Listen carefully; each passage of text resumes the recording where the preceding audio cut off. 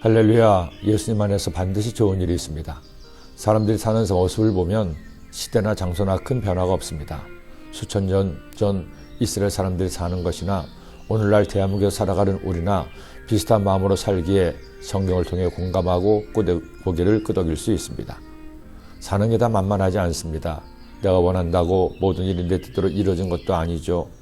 보로에서 돌아와서 가장 먼저 성전을 짓고자 했던 스룹바벨도 유다 백성들도 마찬가지였습니다.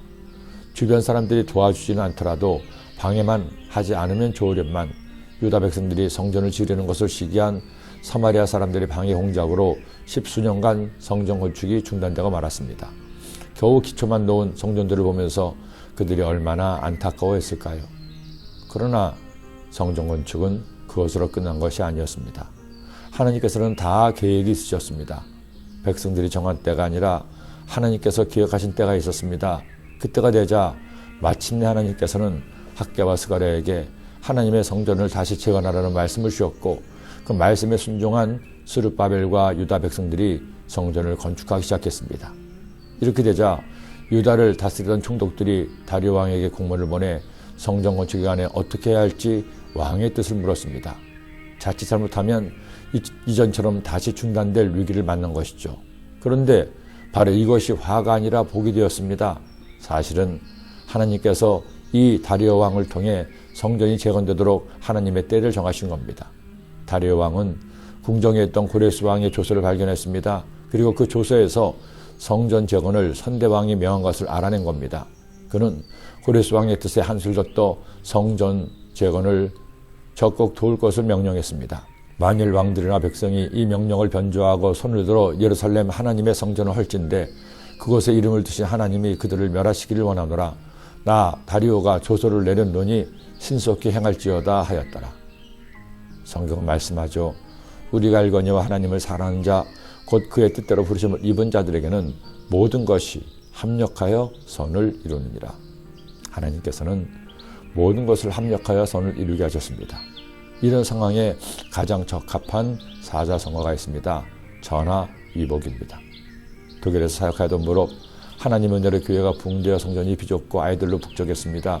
그런데 어느 날 금요일 밤 한참 설교를 하고 있는데 경찰이 교회에 왔습니다. 왜 경찰이 왔을까 궁금하던 차에 예배 끝나고 물어보니 금요일 밤인데 너무 시끄럽다고 신고가 들어와서 왔다는 겁니다. 그런데 이것은 시작에 불과 있습니다.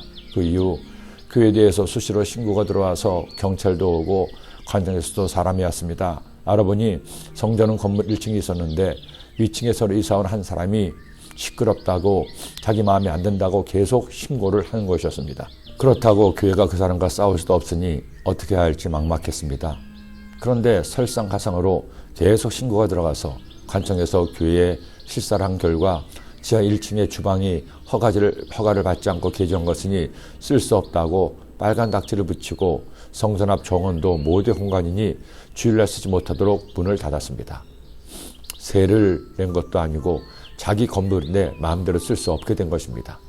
이민교회에서는 함께 식사하는 것은 가장 기본인데 이것을 하지 못하게 되니 마음이 많이 상했습니다. 저와 성도님들이 할 것은 오직 기도밖에 없었습니다. 그리고 하나님께서 마음에 손을 주셨습니다. 그들과 싸우느니 성전을 이사하자는 소원이었죠.